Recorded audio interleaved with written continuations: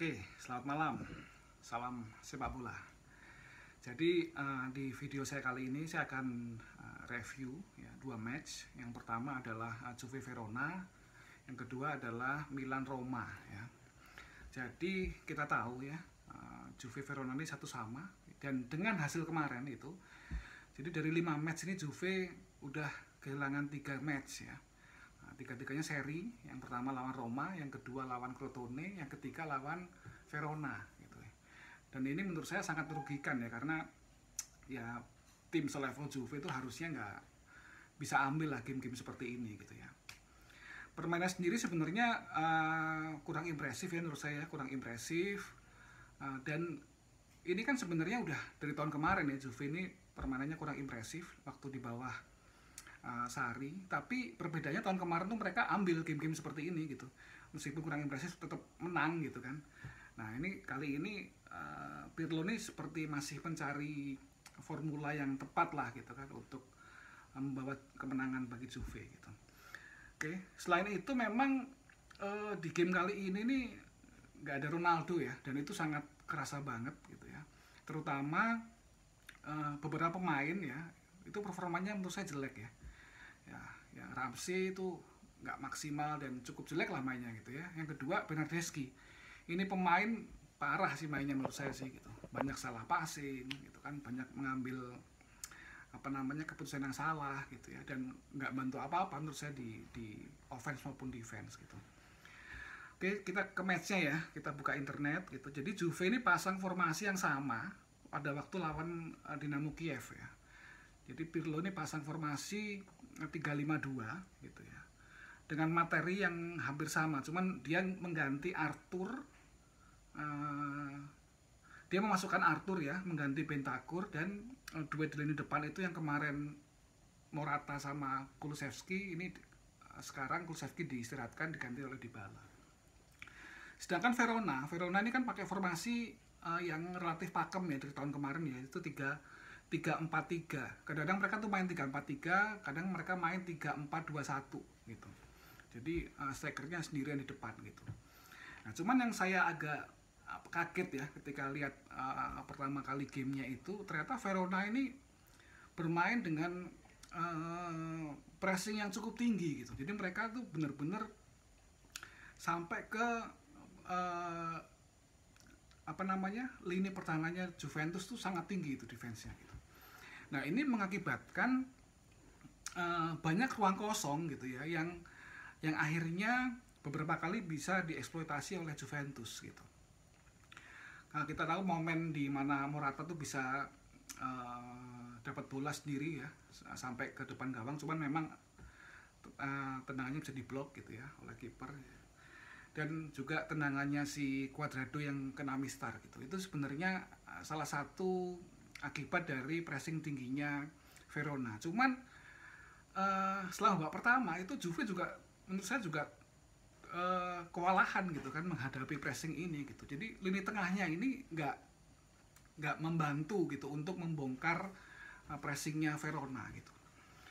Jadi menurut saya cukup kesulitan, sehingga meskipun ada 3 peluang ya, dan satu itu dianulir ya, golnya Morata itu terlalu sedikit lah untuk tim sekelas Juve dengan materi yang jauh lebih bagus dibanding Verona gitu. Sedangkan Verona sendiri meskipun sering dapat bola-bola karena kesalahannya Juventus, mereka juga nggak bisa mengkonversi itu menjadi gol gitu kan. Dan itu permasalahan dari tim-tim dengan kualitas skill individu yang kurang bagus lah gitu ya, kurang berkualitas gitu. Jadi babak pertama itu 0-0 gitu ya. Lalu babak kedua itu juga tidak berubah gitu pola permainannya gitu. Verona tetap nge-press dengan pressing yang tinggi, dan Juve juga masih masih kesulitan gitu untuk mencari peluang-peluang dan memanfaatkan ruang-ruang kosong yang ditinggalkan oleh pemain Verona, karena dia cukup tinggi defense ya. Nah, sampai terjadi golnya Favali, ini pemainnya Juve kan sebenarnya gitu kan. Nah, dan ini juga berawal dari kesalahan passingnya Bernardeschi. Jadi Bernardeschi ini Ya ini kesalahan elementer ya menurut saya, karena ini kan bola di sisi kiri dia akan offense gitu kan, dan sebenarnya eh, pada waktu Bernardeschi menguasai bola ini pressingnya nggak terlalu apa namanya, nggak terlalu dalam gitu, tapi dia passing ke tengah gitu kan, passing ke tengah, powernya kurang sehingga terus bisa kerebut dan eh, dimanfaatkan oleh Verona gitu kan. Nah ini eh, akhirnya tercetaklah gol gitu ya, dan Mattia Zaccagni ini yang ngasih umpan ke Favali ini menurut saya juga cukup bagus ya golnya ya gitu kan, meskipun harusnya defendernya Juventus ini bisa ambil bola itu sebenarnya gitu, paling nggak bisa tahan agar dia nggak bisa passing ke tengah gitu. Nah setelah golnya Verona gitu ya, itu Juve berhasil langsung diganti gitu oleh Kulusevski, dan ini terlihat apa namanya lebih hidup permainannya gitu kan. Kita tahu Kulusevski ini kan sebenarnya idealnya dia itu ditaruh di penyerang sisi kanan gitu kan, tapi karena si Bernardeschi ini sebelumnya bermain di kiri, jadi dia mainnya di sisi kiri gitu. Nah ketika Bernardeschi diganti oleh Kulusevski ini memang Verona sedikit agak berkurang pressingnya, jadi mereka agak apa namanya agak turun ke bawah gitu ya, dan akhirnya Juventus bisa menyamakan kedudukan juga dari Kulusevski gitu kan. Jadi ini dari Cuadrado sisi kanan passing ke Morata, lalu Kulusevski ini ngambil di posisi favoritnya yaitu di sisi kanan gitu. Dengan kualitas skill individu akhirnya bisa cetak gol gitu. Gitu. Nah, setelah 1-1 itu memang Juventus itu mulai menguasai permainan secara penuh gitu. Tapi kembali lagi seperti yang saya sampaikan tadi bahwa memang Juventus kehilangan Ronaldo lah ya. Beberapa kali Dybala shoot dari jarak jauh, dan memang kipernya ini cukup baik lah menurut saya lah gitu ya. Jadi dia bisa menggagalkan 2-3 peluangnya Juve lah, meskipun itu setengah peluang ya karena tepat di anunya dia gitu. Nah dengan hasil ini ya menurut saya Pirlo harus segera untuk menemukan formula ya agar kembali menang ya, terutama lawan tim-tim seperti ini gitu, kalau masih ingin bersaing di Scudetto gitu, karena menurut saya sekarang kan persaingannya lebih rata ya gitu. Napoli itu juga kelihatan stabil gitu ya, Inter juga materinya juga membaik gitu ya, jadi ini salah satu tantangan musim yang berat lah buat Juventus gitu. Oke, itu matchnya Juventus dan Verona gitu ya. Lalu kita masuk ke Milan Roma gitu. Nah ini setelah 10 match ya, setelah 10 match menang berturut-turut, akhirnya kemarin Milan tertahan lah sama Roma gitu ya. Kita tahu skornya 3-3. Pertandingannya menurut saya jauh lebih menarik ya dibanding gamenya Juve sama Verona, mengalir apa namanya aliran bolanya, lalu jual beli serangan ya, dan cukup banyak peluang gitu, meskipun Milan memang sedikit lebih menguasai jalannya pertandingan gitu. Oke. Di game kali ini itu juga menurut saya ini adalah adu taktik lah dua pelatih yang punya karakter ya, Pioli dan Fonseca, dan mereka ini kan bukan pelatih kaleng-kaleng gitu kan, mereka ini pelatih bagus, meskipun dengan materi yang menurut saya juga materinya juga nggak terlalu dalam dan nggak terlalu mewah gitu ya, tapi kelihatan banget timnya ini punya karakter lah gitu. Oke, kita masuk ke matchnya. Jadi Milan ini pasang formasi yang sama ketika mereka menang melawan Inter ya. Jadi formasinya 4-2-3-1, sedangkan Roma ini mereka menggunakan formasi 3-4-2-1 gitu ya. Jadi 3-4-2-1, depannya itu Mkhitaryan, Pedro, dan untuk dukung Seko gitu ya. Nah, gamenya ini menjadi menarik karena menurut saya Milan ini cetak gol di awal-awal pertandingan. Jadi baru 2 menit itu Ibra cetak gol ya dari skill individunya Leao, dia apa namanya dribble lalu passing gitu kan ke Ibra dan bisa diselesaikan dengan baik gitu. Nah menurut saya ini juga golnya salah satu titik lemahnya Roma, karena sebenarnya itu kan si Kumbala ini harusnya dapat tuh bola itu gitu. Tapi ternyata nggak dapat, sehingga Ibra yang ada di belakangnya ngambil gitu. Nah, setelah gol Milan gitu ya, setelah golnya Ibra itu pertandingan tuh berjalan lebih hidup gitu. Lebih hidup, lebih ada jual beli serangan seperti itu, dan apa namanya? Itu terbukti Roma beberapa kali ngancem gitu kan. Roma berkali ngancem, dan dia dapat gol dari tendangan sudut. Ya, tendangan sudut.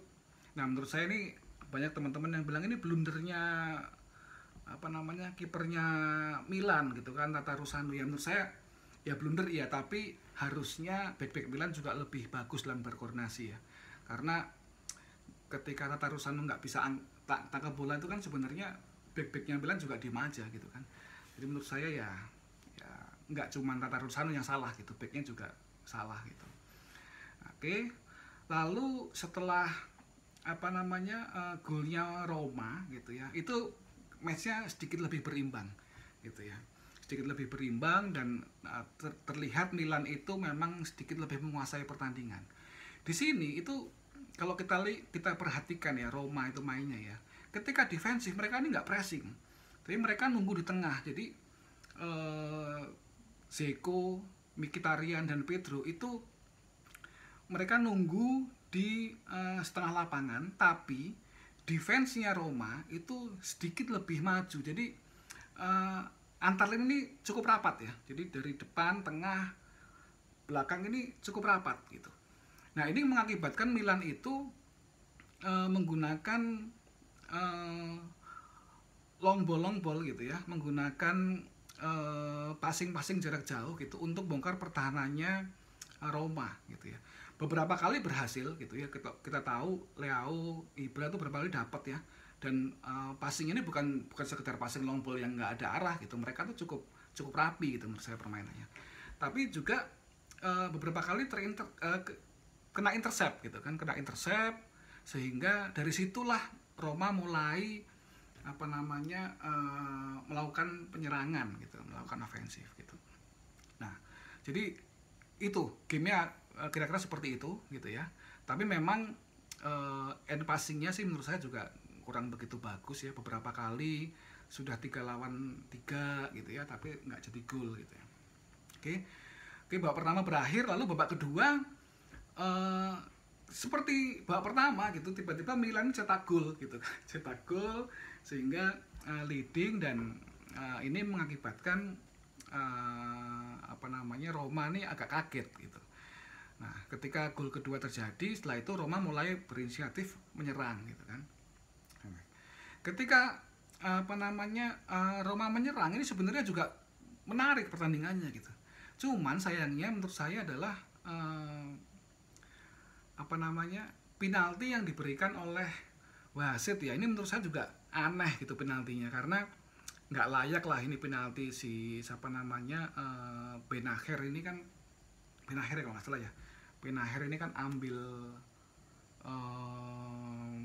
kakinya si Pedro ya, tapi sebenarnya kan Pedro kan dari belakang gitu kan, jadi sama sekali tidak terlihat pelanggaran. Bahkan komentatornya saya dengerin mereka bilang ini harusnya nggak penalti seperti itu gitu.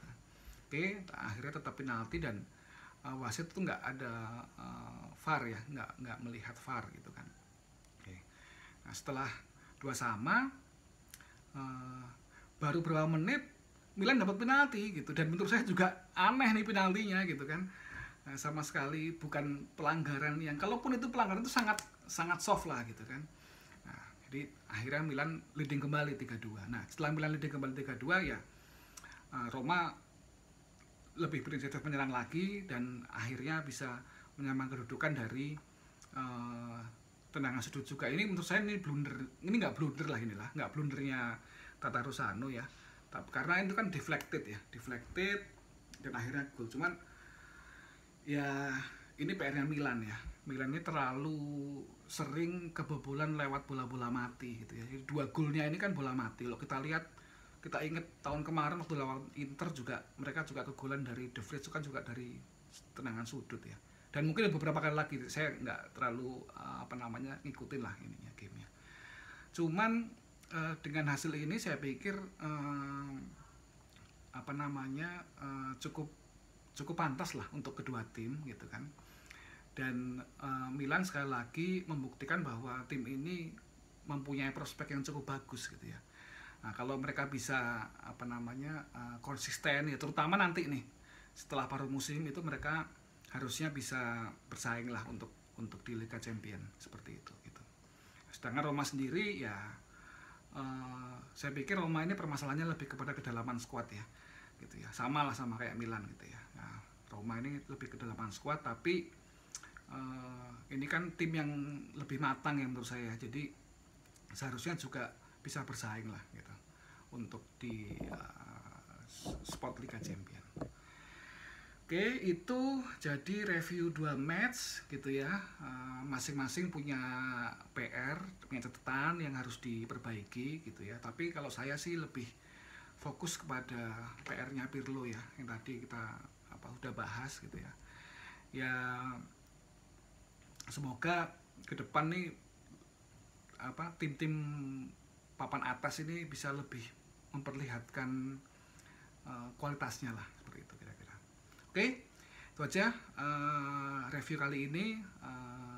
Nanti kita ketemu di review-review berikutnya. Oke, terima kasih, selamat malam.